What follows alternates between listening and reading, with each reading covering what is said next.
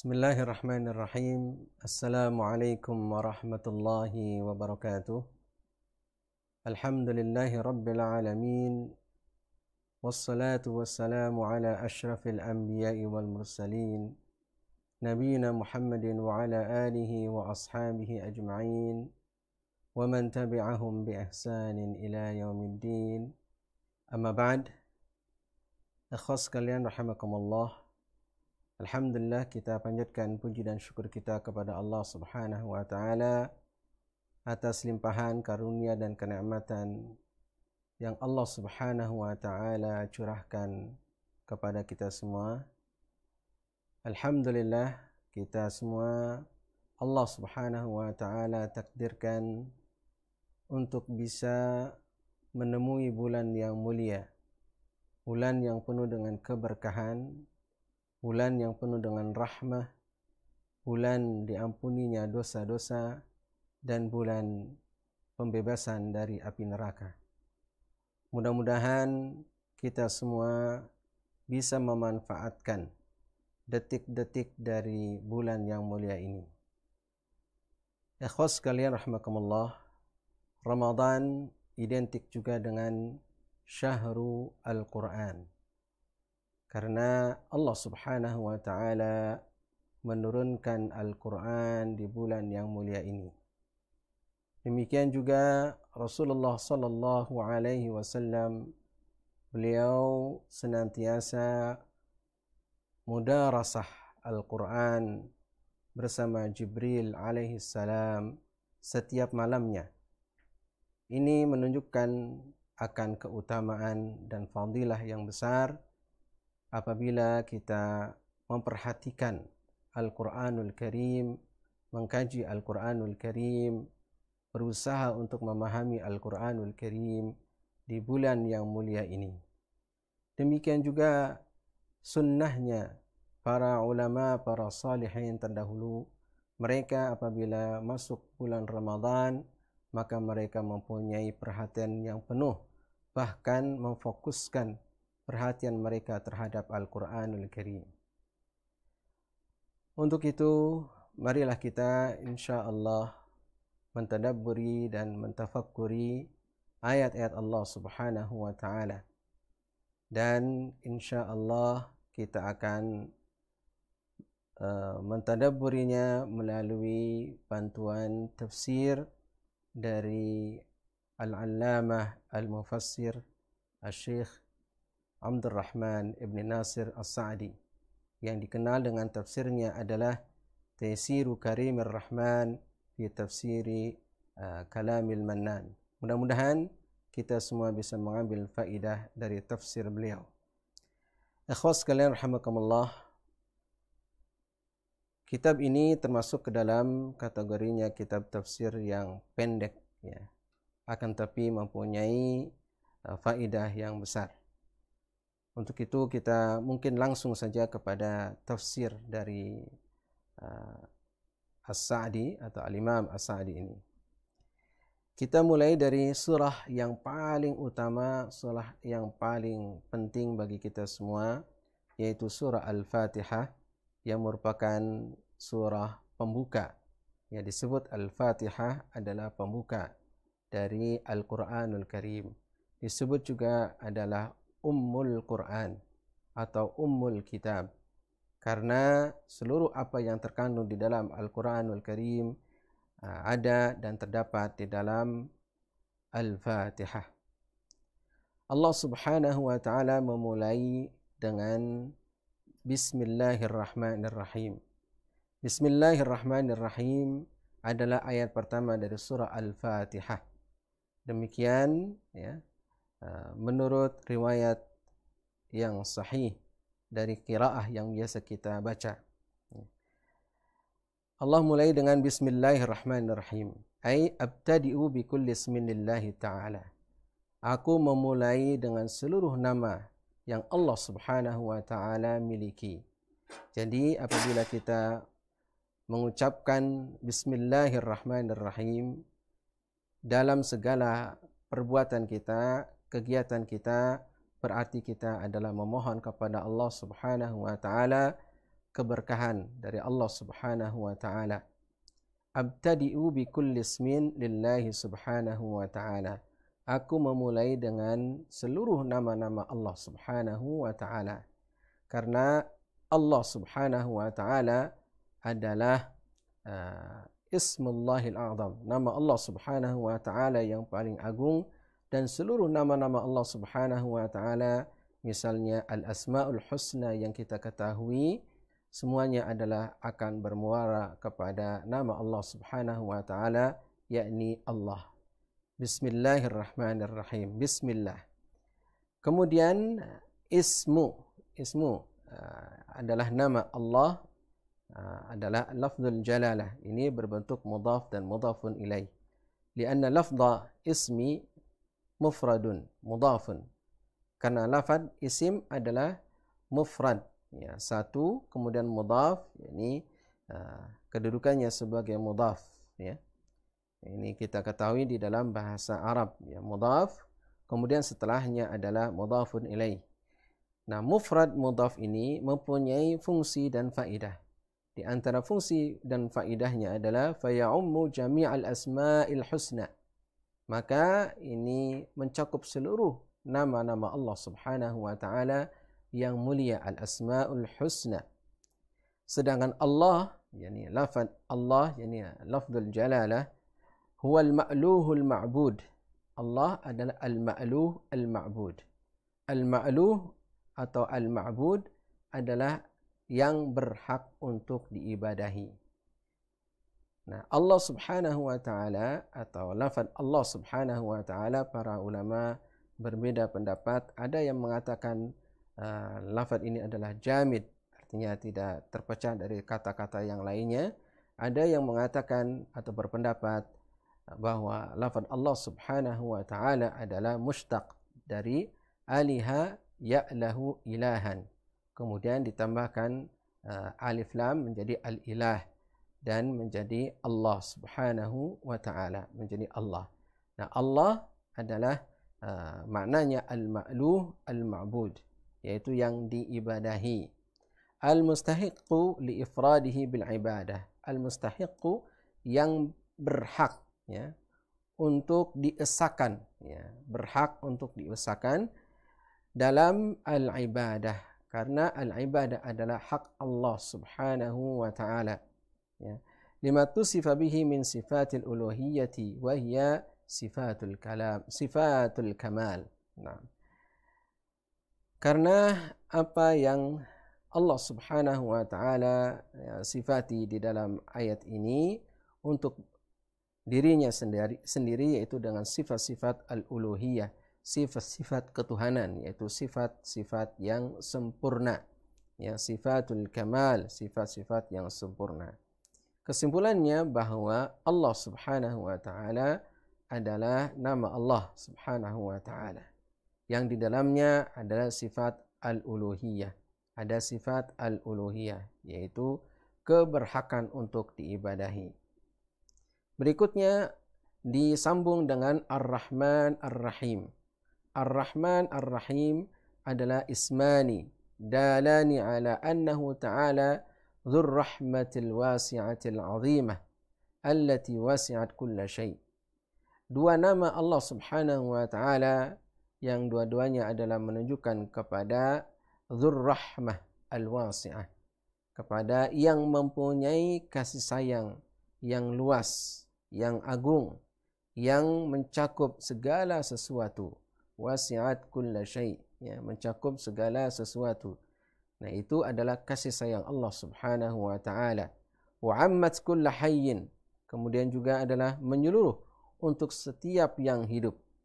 Wa katabaha lil muttaqin, kemudian Allah Subhanahu wa taala menetapkannya bagi orang-orang yang bertakwa kepada Allah Subhanahu wa taala. Al-muttabi'ina li anbiya'ihi wa rusulihi, yang mengikuti para nabinya dan juga para rasulnya. Fahaula'i lahumur rahmatul mutlaqah, mereka itulah yang akan mendapatkan kasih sayang Allah Subhanahu wa taala yang mutlaqah, yang mutlak. Artinya bahwa kasih sayang Allah Subhanahu wa taala yang sesungguhnya adalah untuk orang-orang yang beriman, untuk orang-orang yang bertakwa kepada Allah Subhanahu wa taala, yang mengikuti para nabi dan juga para rasul. Wa man adahum falahu nasibun minha.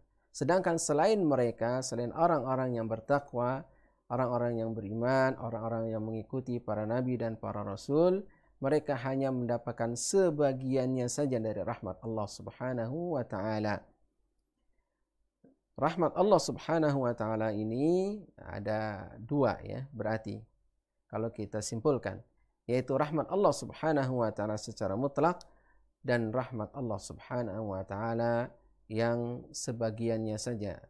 Karena sebagian ini Allah Subhanahu wa taala tunjukkan agar hamba-hamba Allah Subhanahu wa taala bisa beriman kepada Allah Subhanahu wa taala. Karena kasih sayang Allah Subhanahu wa taala ternyata adalah sangat luas, meliputi segala sesuatu. Jangankan orang-orang yang beriman, orang-orang yang kafir pun mereka mendapatkan sebagiannya dari rahmat Allah Subhanahu wa taala. Namun rahmat Allah, kasih sayang Allah yang sesungguhnya adalah untuk orang-orang yang beriman, yang bertakwa kepada Allah Subhanahu wa taala. Wa'alam anna minal qawa'idil muttafaq 'alaiha baina salafil ummati wa a'immatiha al-imanu bi asma'illahi wa sifatihi wa ahkamis sifat. Ketahuilah bahwa di antara kaidah-kaidah yang disepakati oleh salaful ummah dan juga para imam dari imam-imam kaum muslimin adalah beriman dengan nama-nama Allah Subhanahu wa taala, kemudian sifat-sifat Allah Subhanahu wa taala dan hukum-hukum dari sifat-sifat tersebut. Fayu'minuna mathalan bi annahu rahman. Mereka beriman, contohnya adalah bahwa Allah Subhanahu wa taala adalah Rahman, Rahim, yang Maha Pengasih, Maha Penyayang. Dzur Rahmah, yang mempunyai kasih sayang, allati utusifa biha al-muta'alliqah bil marhum, di mana Allah Subhanahu wa taala disifati dengannya, disifati dengan rahmah, disifati dengan kasih sayang, di mana kasih sayang Allah Subhanahu wa taala ini berkaitan dengan yang diberikan kasih sayang, yaitu makhluk ya, makhluk diberikan kasih sayang oleh Allah Subhanahu wa taala. Fan-ni'am kulluha atharun min athari rahmatihi. Maka nikmat-nikmat seluruhnya adalah termasuk dalam kategori athar dari rahmat Allah Subhanahu wa taala, atau dampak atau dalil tentang kasih sayang Allah Subhanahu wa taala seluruh makhluk ini ya. Wa hakadha fi sa'iril asma'. Demikian juga di dalam seluruh nama-nama Allah Subhanahu wa taala. Ikhwas sekalian rahimakumullah, Allah Subhanahu wa taala mempunyai nama Ar-Rahman Ar-Rahim. Di dalam nama-nama Allah Subhanahu wa taala terkandung sifat Allah Subhanahu wa taala. Jadi di antara kaidah bahwa nama Allah Subhanahu wa taala itu di dalamnya terkandung sifat Allah Subhanahu wa taala. Namun tidak sebaliknya, yakni belum tentu sifat Allah Subhanahu wa taala itu dijadikan nama Allah Subhanahu wa taala. Karena di dalam nama-nama dan sifat-sifat Allah Subhanahu wa taala ada kaidah-kaidah tersendiri yang mungkin pada pertemuan kita saat ini tidak kita jelaskan secara mendetil, akan tetapi kita fahami secara global bahwa Allah Subhanahu wa taala mempunyai nama. Kemudian di dalam nama Allah Subhanahu wa taala terdapat sifat-sifat Allah Subhanahu wa taala. Yuqalu fil alim, dikatakan bahwa Allah Subhanahu wa taala adalah al-alim. Innahu alimun dzu ilmin. Sesungguhnya Allah Subhanahu wa taala adalah al-alim dzu ilmin, mempunyai ilmu. Berarti di dalam nama Allah al-alim, di dalamnya ada sifat al-ilm, sifatul ilmi. Dzu ilmin ya'lamu bihi kulla syai'. Allah Subhanahu wa taala mengetahui segala sesuatu. Kemudian qadirun, Ya, Allah adalah qadirun, dzu qudratin, bahwa Allah Subhanahu wa taala mempunyai qudrah, mempunyai kuasa. Yaqdiru ala kulli syai'in. Allah Subhanahu wa taala maha kuasa atas segala sesuatu. Demikian bismillahirrahmanirrahim. Kemudian alhamdulillahi rabbil alamin. Kita baca segala puji bagi Allah, ya. Rabbil alamin, Rabb alam semesta. Alhamdulillah wa thana'u 'ala Allah bisifatil kalam, bisifatil kamal. Al-thana'u 'ala Allah bisifatil kamal. Pujian kepada Allah Subhanahu wa taala dengan sifat-sifat kesempurnaan. Jadi Allah Subhanahu wa taala mempunyai sifat-sifat yang maha sempurna, ya. Wa bi af'alihi dairah, dan dengan perbuatan-perbuatan Allah Subhanahu wa taala.